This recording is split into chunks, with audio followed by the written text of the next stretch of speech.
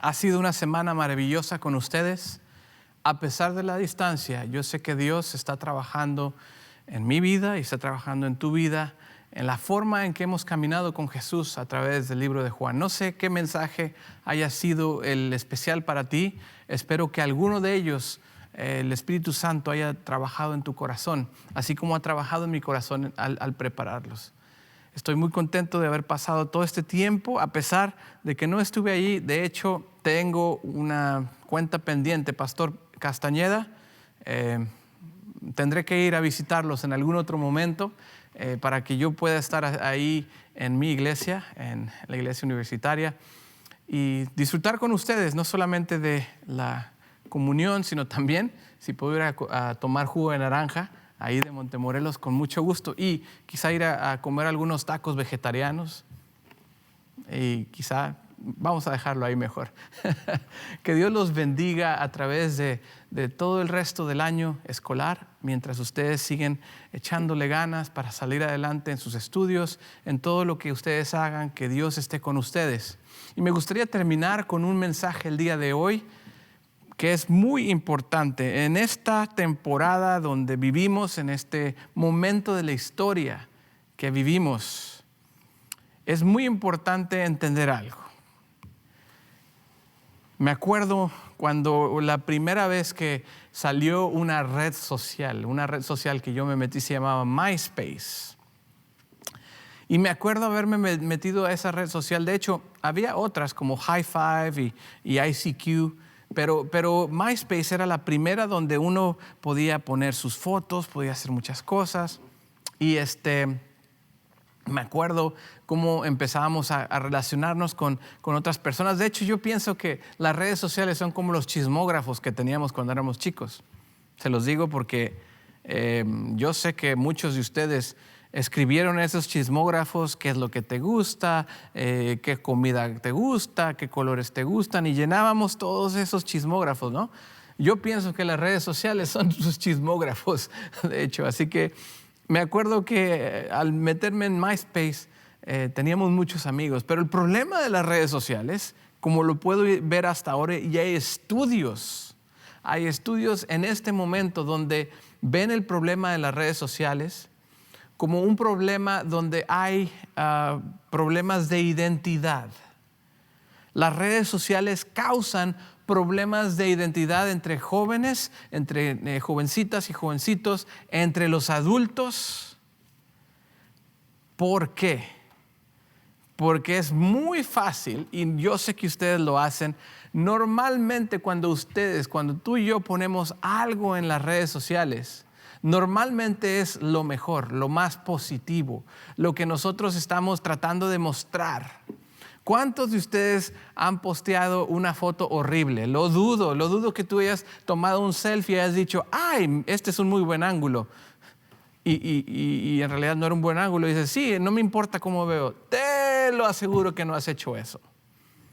Te aseguro que no has ido a un lugar y a un lugar muy feo y has tomado una foto y dices, bueno, pues voy a poner esto y hay que ver qué me dicen. No, normalmente vamos y tomamos fotos en lugares espectaculares. De hecho, hay estadísticas que hay lugares turísticos que han aumentado el número de visitantes a ciertos lugares en esas áreas porque tienen lugares para tomarse selfies y tomarse fotos. Lo que le llaman el turismo de las redes sociales. ¿Por qué? Porque normalmente lo que hacemos es ir a esos lugares, tomar esas fotos, decir, oh, mira, y pones normalmente es lo que pasa. Tienes una foto y le pones como una frase así muy poética o muy acá, como que te la das hasta de escritor, o pones un montón de hashtags y pones todo eso. Pero normalmente pones lo mejor que puedes poner. Y no solamente eso, últimamente las redes sociales han salido con unos filtros. Y esto es donde te digo que hay estudios. Mi esposa me estaba compartiendo un estudio que salió hace unos cuantos meses sobre la salud mental de nuestros adolescentes, al menos aquí en Estados Unidos, y me imagino que en todo el mundo también es muy parecido porque es el mismo efecto. El efecto donde tú pones un filtro a tu foto, donde Cuando tú te tomas una foto y le pones un filtro, es para mejorar tu apariencia. Yo he visto en esos estudios y he visto con los resultados que hay jóvenes y personas que han ido a los cirujanos plásticos para que les cambie su forma de verse. De hecho, he escuchado, y hay doctores que lo hacen aquí en Estados Unidos, donde dicen, quiero verme como mi filtro, este filtro que me hace ver bien. ¿Cómo podemos cambiar el color o la forma para que me vea como me veo en el filtro? Imagínense, las redes sociales causando estragos en la salud mental de nuestros jóvenes y de nosotros mismos. ¿Por qué? Porque el simple hecho de tomarse fotos en los lugares más espectaculares, estar con los selfies, con los filtros para que vean el mejor ángulo y también hasta photoshopear ciertas partes del cuerpo para verme mejor, hace que cada uno de nosotros estemos comparándonos completamente cada momento del día. Por eso es muy adictivo. De hecho, es muy adictivo. Las redes sociales son muy adictivas porque estamos viendo a dónde fueron de viaje, de vacaciones. Oh, me gustaría ir para allá. Oh, mira qué bonita foto. Oh, mira, tremendo. Wow. Me gustaría ser como ellos. Y empezamos en un camino que no nos lleva a ningún lado bueno. Está comprobado. Nuestros jóvenes, ustedes, nosotros estamos pasando por momentos difíciles cuando nos estamos comparando constantemente con la persona a la que seguimos. Y esa es otra cosa. ¿Cuántos seguidores tienes? Oh, tengo 100. Oh, ya llegué a los 200. El otro día escuché, por ejemplo, mi hijo que tiene un amigo que tiene casi 12 años. Le gusta jugar los videojuegos de Minecraft y todas esas cosas. Y tiene un canal de YouTube y entonces mi hijo dice, sí, mi amigo apenas ha llegado a los 200 suscriptores. Eso es muy poquito. Y le digo, hijo, yo tengo un canal de YouTube y solamente tengo 6 personas que me siguen. No hay ningún problema con eso. Se queda, ¿solamente 6? Le digo, sí, pero pues no estoy ahí para eso. Y me dice, papi, esos son bien poquitos. Le digo, así es. Pero puedes ver la mentalidad de nuestros chicos. Ya están comparando cuántos suscriptores tienes, si tienes tanto alcance. De hecho, en el ministerio a veces tenemos influencers. Y de hecho no estoy en contra de los influencers si usan su influencia para ayudar a los demás. Pero el problema surge cuando estamos compitiendo el uno con el otro por todo eso. Porque llega un momento en que tu salud mental, en que todo empieza a arruinarse. Y tú puedes decir, ¿y esto qué tiene que ver con Jesús? Bueno, déjame decirte aquí. Aquí hay una historia, nuestra última historia de la semana. Se encuentra en Juan capítulo 21.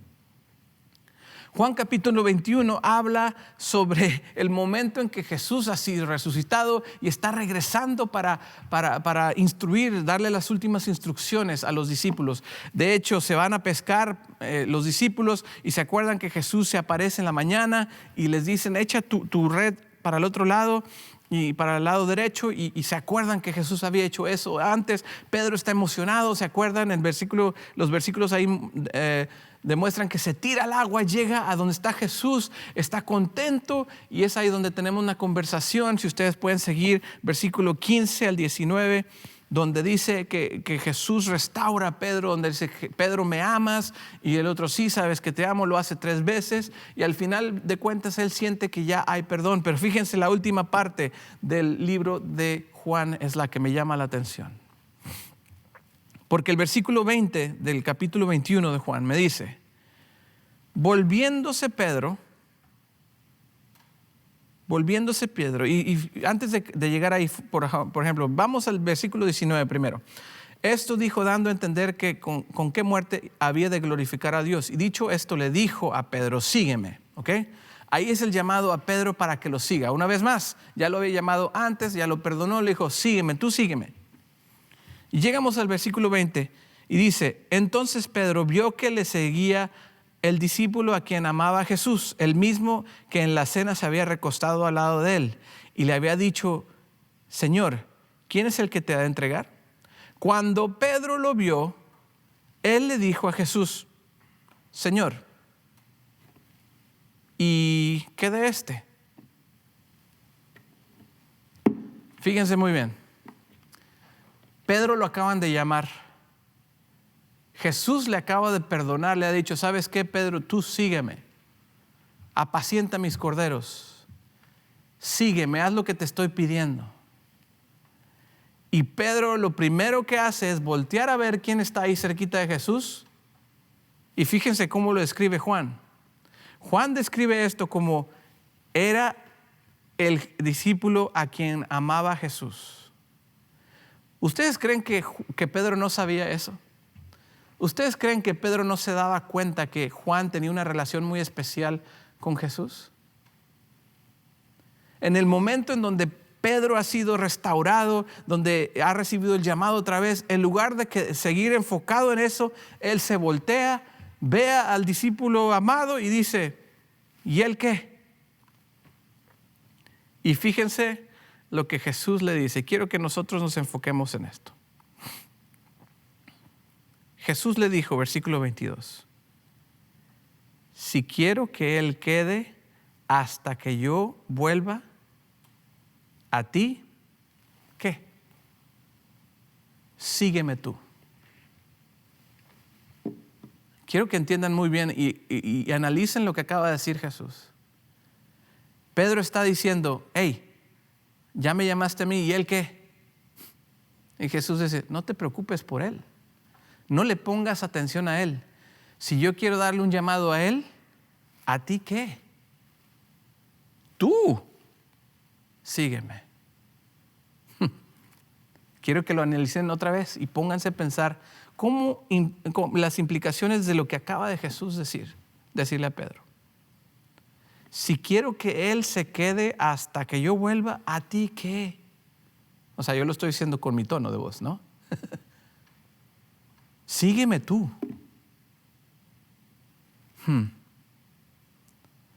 ¿Saben qué? Las redes sociales no solamente son la comparación y todo lo que pasa en las redes sociales no solamente se queda ahí. De hecho, el problema se pasa a las instituciones donde nosotros somos parte. La iglesia se vuelve igual de la misma forma. Se compara una iglesia con la otra. Las iglesias no son inmunes. No somos inmunes si no estamos conectados con Dios. Fíjense muy bien, Pedro ha sido restaurado y se está comparando y está viendo sobre el discípulo amado. ¿Y a él qué pasó, Señor? ¿Lo vas a llamar? ¿O qué vas a hacer?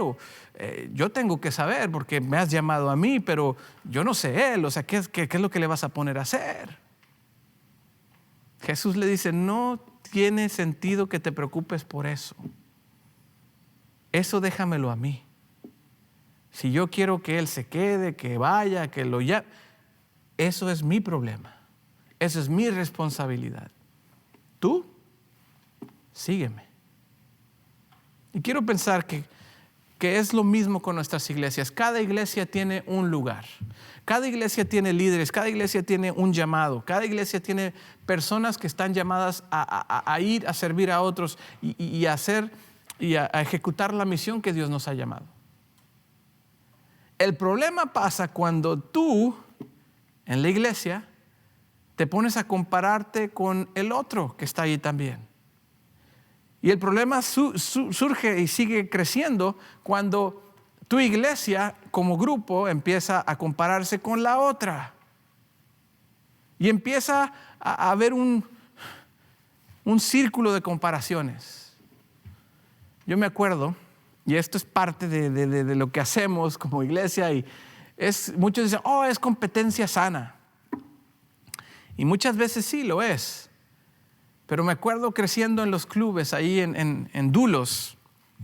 Dulos, siempre sirviendo al Salvador. Dulos. Fíjense muy bien.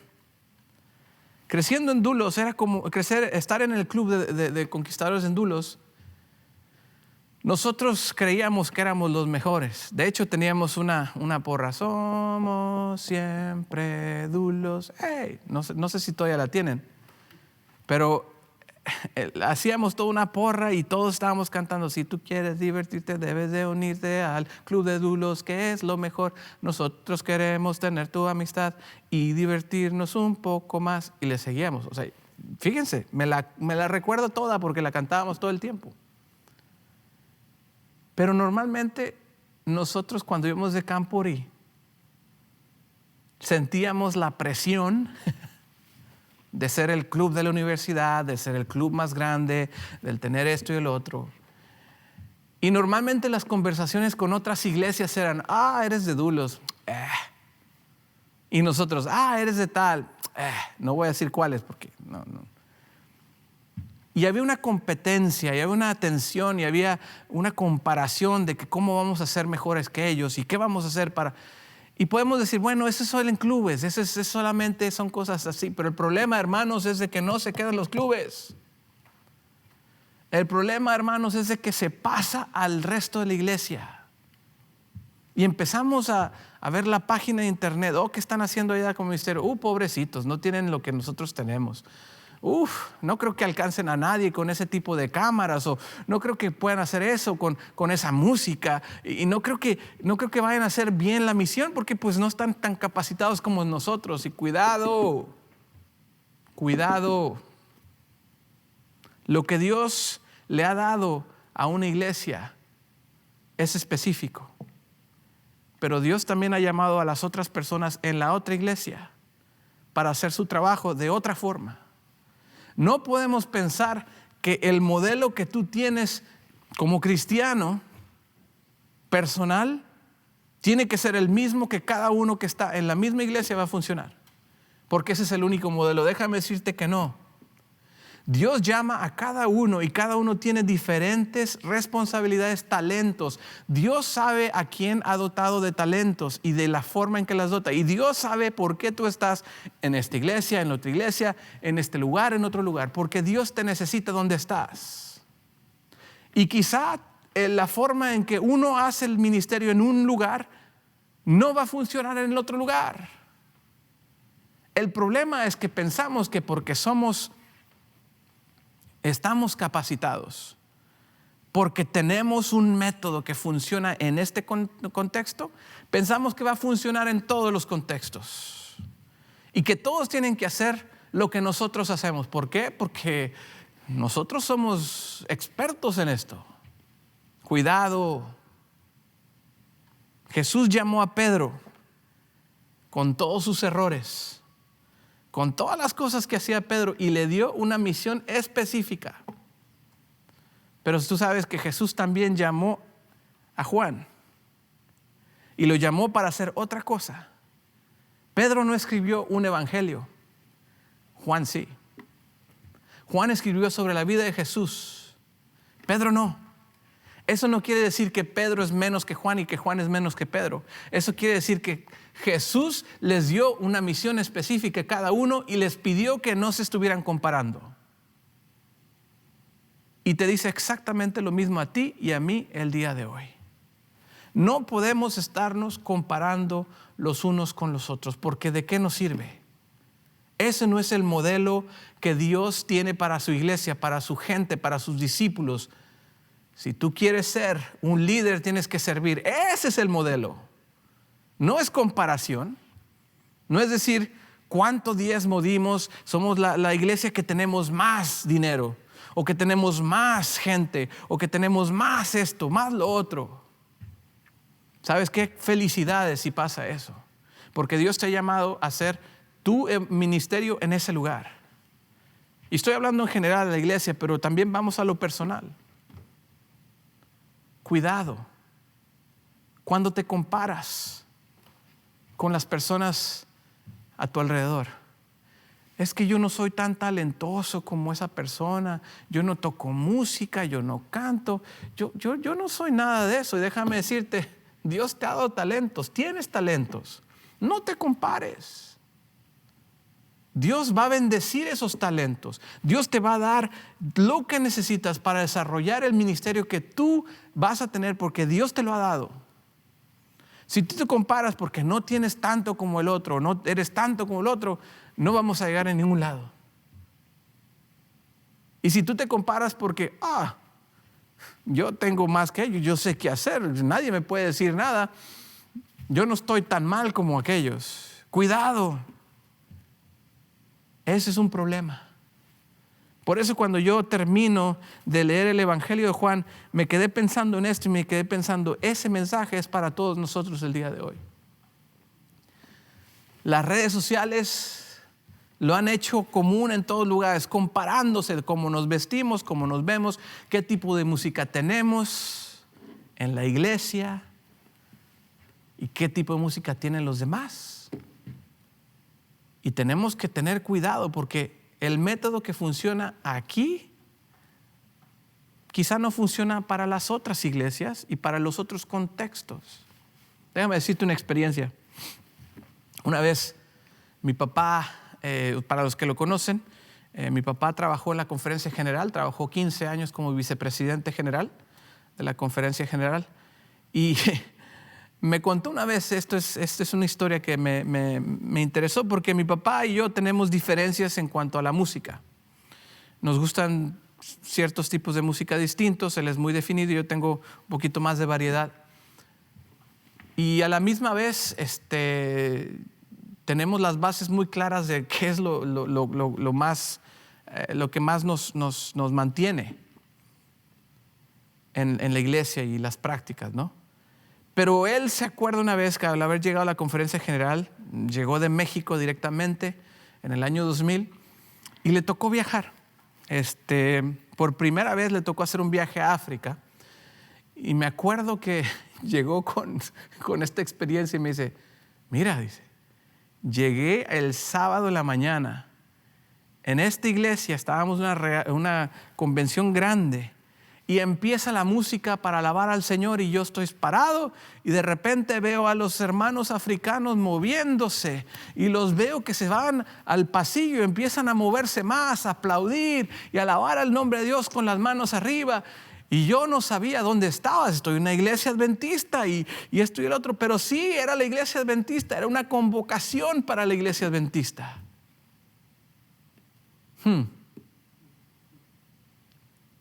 No era la forma en que él adoraba, no era la música que él adoraba, pero vio el contexto, vio la gente que estaba allí, cómo adoraban a Dios de todo corazón, en su contexto, en su forma, y se quedó con esa experiencia. También me contó cuando él fue a otro lugar y se fue a un país asiático. Y en lugar de estar levantándose y sentándose para toda la oración, ¿se acuerdan? Todo el protocolo que tenemos normalmente, el preludio, el postludio, y que te levantas, te sientas, te arrodillas, te vuelves a levantar y te sientas y parecemos que estamos de arriba para abajo. Y dice, llegué allí y me dijeron, pastor, aquí ponemos nuestros zapatos todos y aquí está donde nos sentamos en el piso.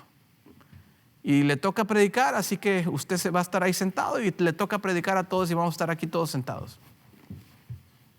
No hay púlpito, no hay una plataforma, no hay cosas. La música es más, es diferente. No es África, no es México, no es esto. Pero estaban adorando y estudiando la palabra de Dios en el contexto en el que fueron llamados. Todos somos diferentes. Todos tenemos talentos diferentes. Cada iglesia tiene su ministerio. Cada iglesia tiene lo específico que Dios nos ha llamado. Por eso cuando leo aquí y veo lo que Jesús le dice a Pedro, ¿a ti qué? Tú sígueme. Tú sígueme. Termino con esto, porque mientras estemos comparándonos y viendo a las personas de alrededor y a las personas, las iglesias, todo esto alrededor, vamos a estar distraídos de lo que es la misión real para la cual fuimos llamados tú y yo. En lugar de estar viendo cómo servir, vamos a estar viendo quién está haciendo qué. Pero Dios nos ha llamado a enfocarnos en el llamado que Él nos ha hecho. ¿Y cómo podemos hacer eso? ¿Cómo podemos quedarnos fundamentados en esto? Fíjense muy bien. Hay un canto que ustedes lo conocen muy bien. Fija tus ojos en Cristo, tan lleno de gracia y amor, y lo terrenal sin valor será a la luz del glorioso Señor. Si nosotros nos enfocamos en Cristo Jesús, si nosotros dejamos de mirar al que está al lado, lo que están haciendo, cómo lo están haciendo, con qué lo están haciendo, y nos enfocamos en Cristo Jesús, todo va a mejorar. Porque al enfocarnos en Jesús, nos damos cuenta que tenemos lo mejor enfrente de nosotros. No hay comparación con Jesús. Y cuando nos fijamos en Él, su amor, su compasión, su misión, va a fluir de nosotros sin estar comparándonos con el de al lado ni nada. ¿A nosotros qué? Tenemos que enfocarnos en Cristo Jesús, en el llamado que Él hizo hacia nuestra persona. ¿Y cómo hacemos eso también? Bueno, fíjense muy bien. En Hebreos capítulo 12, versículo 2. Bueno, versículo 1 también. Hebreos 12, capítulo 2. Hebreos 12, versículo 1 y versículo 2. Dice así: por tanto nosotros también, teniendo en derredor nuestro tan grande nube de testigos, despojémonos de todo peso y del pecado que nos asedia, y corramos con paciencia la carrera que tenemos por delante, puestos los ojos en Jesús, el autor y consumador de la fe. ¿Saben qué? Me acordé una cosa más antes de terminar. Este verano tuvimos los Olímpicos. Si ustedes ven cuando están corriendo, los corredores, ellos no están enfocados en el que está al lado.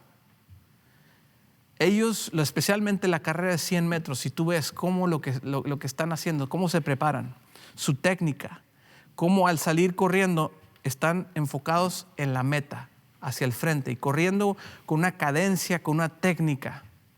Porque si hacen un movimiento pierden velocidad, pierden el balance.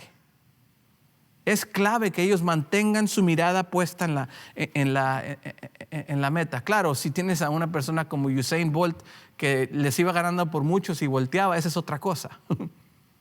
Pero normalmente todos los corredores, la técnica es mirar hacia el frente y no mirar al de al lado, sino enfocarse hacia el frente. Y eso es exactamente lo que nosotros debemos hacer en nuestra carrera como cristianos. Dejemos de mirar al que está al lado, a lo que están haciendo, cómo lo están haciendo. Enfócate en Cristo Jesús. Enfócate, puestos tus ojos en Cristo Jesús, el autor y consumador de nuestra fe. ¿Para qué? Para que entonces nosotros podamos obtener ese premio, supremo llamamiento de Dios en Cristo Jesús. Ese premio, el llamado te lo hizo a ti. Específicamente te dotó con talentos, te dio lo que necesitas, te provee y te dice: si necesitas más, te voy a dar más. Enfócate en mí. No miras al de al lado. A ti, ¿qué te importa si yo le doy a él más o menos? O a la otra persona si le doy otras habilidades. Eso es problema de Dios. Dios capacita a cada quien, a cada persona, a cada iglesia, a cada asociación, a cada unión, a cada persona les da lo que necesitan para hacer el ministerio en su contexto. Nosotros tenemos que enfocarnos en Cristo Jesús. Espero que esta semana, al caminar con Jesús, tú hayas encontrado ese enfoque. Tú hayas visto cómo Él perdona, cómo Él restaura, cómo Él quiere estar en tu vida completamente como el centro. ¿Quién es Jesús para ti? Espero que hayas encontrado en Él el Salvador y el Redentor que tú necesitas. Y si todavía tienes dudas, y si todavía estás pensando que no está muy claro, que sigas caminando con Jesús, que sigas buscando en su palabra, que lo escuches al hablarte a ti, para que cuando recibas ese mensaje puedas decir: sí, esto es lo que Dios me ha llamado específicamente. Si todavía no lo encuentras, el camino, no te preocupes. Tienes que seguir buscando en su palabra, porque dice que si lo buscas, lo vas a hallar, si lo buscas con todo tu corazón. Que Dios te bendiga, que Dios te guíe. Mantén tus ojos en Cristo Jesús, el autor y el consumador de nuestra fe. Nos vemos, si no es en Montemorelos, nos vemos en otro lado y si Dios quiere, en el cielo. Que Dios te bendiga y sigue adelante, fijados tus ojos en Cristo Jesús. Amén.